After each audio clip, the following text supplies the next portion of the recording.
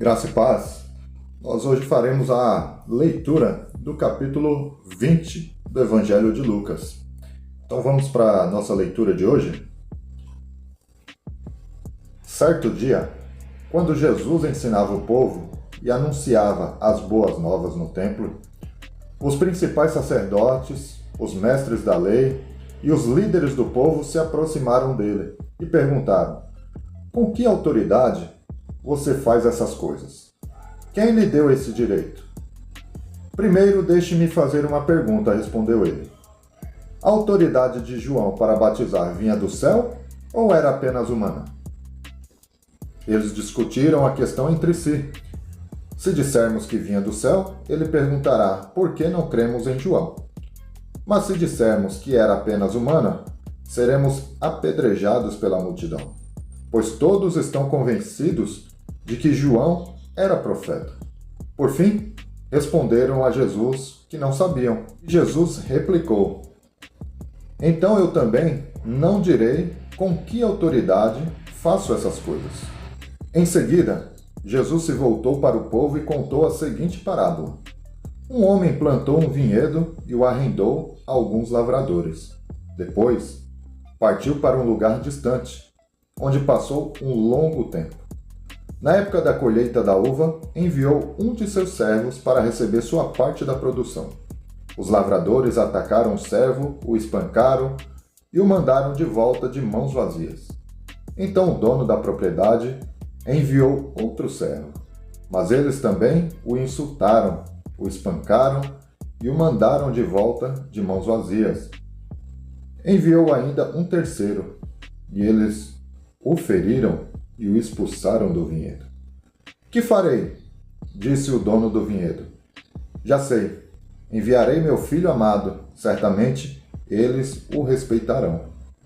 No entanto, quando os lavradores viram o filho, disseram uns aos outros: aí vem o herdeiro da propriedade. No entanto, quando os lavradores viram o filho, disseram uns aos outros: aí vem o herdeiro da propriedade. Vamos matá-lo e tomar posse dessa terra. Então o arrastaram para fora do vinhedo e o mataram. O que vocês acham que o dono do vinhedo fará com eles? Perguntou Jesus. Ele virá, matará os lavradores e arrendará o vinhedo a outros. Que isso jamais aconteça, disseram os que o ouviram. Jesus olhou para eles e perguntou: então, o que significa essa passagem das Escrituras? A pedra que os construtores rejeitaram se tornou a pedra angular. Quem tropeçar nessa pedra será despedaçado, e aquele sobre quem ela cair será reduzido a pó. Os mestres da lei e os principais sacerdotes queriam prender Jesus ali mesmo, pois perceberam que eles eram os lavradores maus a quem Jesus se referia.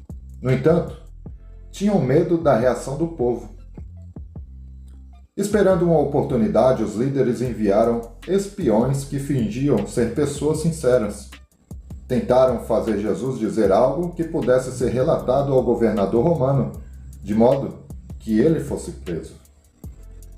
Disseram: mestre, sabemos que o Senhor fala e ensina o que é certo, não se deixa influenciar por outros e ensina o caminho de Deus de acordo com a verdade. Então diga-nos, é certo pagar impostos a César ou não? Jesus percebeu a hipocrisia deles e disse: mostrem-me uma moeda de prata. De quem são a imagem e o título nela gravados? De César, responderam. Então, deem a César o que pertence a César, e deem a Deus o que pertence a Deus, disse ele. Eles não conseguiam apanhá-lo em nada que ele dizia diante do povo. Em vez disso, admiraram-se de sua resposta e se calaram. Então vieram a Jesus alguns saduceus, líderes religiosos que afirmam não haver ressurreição dos mortos. E perguntaram: mestre, Moisés nos deu uma lei segundo a qual, se um homem morrer e deixar a esposa sem filhos, o irmão dele deve se casar com a viúva e ter um filho que dará continuidade ao nome do irmão. Numa família havia 7 irmãos. O mais velho se casou e morreu sem deixar filhos. O segundo irmão se casou com a viúva, mas também morreu. Então o terceiro irmão se casou com ela. O mesmo aconteceu aos 7 irmãos que morreram sem deixar filhos. Por fim, a mulher também morreu. Diga-nos, de quem ela será esposa na ressurreição? Afinal, os 7 se casaram com ela. Jesus respondeu: o casamento é para pessoas deste mundo, mas na era futura, aqueles que forem considerados dignos de ser ressuscitados dos mortos não se casarão nem se darão em casamento, e nunca mais morrerão. Nesse sentido, serão como os anjos, são filhos de Deus e filhos da ressurreição. Agora, quanto a haver ressurreição dos mortos, o próprio Moisés provou isso quando escreveu a respeito do arbusto em chamas. Ele se referiu ao Senhor como o Deus de Abraão, o Deus de Isaque e o Deus de Jacó. Portanto, ele é o Deus dos vivos e não dos mortos, pois para ele todos vivem. Mestre, o Senhor disse bem, comentaram alguns mestres da lei. E ninguém mais teve coragem de lhe fazer perguntas. Então Jesus lhes perguntou: por que se diz que o Cristo é filho de Davi? Afinal, o próprio Davi escreveu no livro de Salmos: o Senhor disse ao meu Senhor: sente-se no lugar de honra à minha direita, até que eu humilhe seus inimigos e os ponha debaixo de seus pés. Uma vez que Davi chamou o Cristo de meu Senhor, como ele pode ser filho de Davi? Então, enquanto as multidões o ouviam, Jesus se voltou para seus discípulos e disse: cuidado com os mestres da lei. Eles gostam de se exibir com vestes longas e de receber saudações respeitosas quando andam pelas praças. E como gostam de sentar-se nos lugares de honra nas sinagogas e à cabeceira da mesa nos banquetes.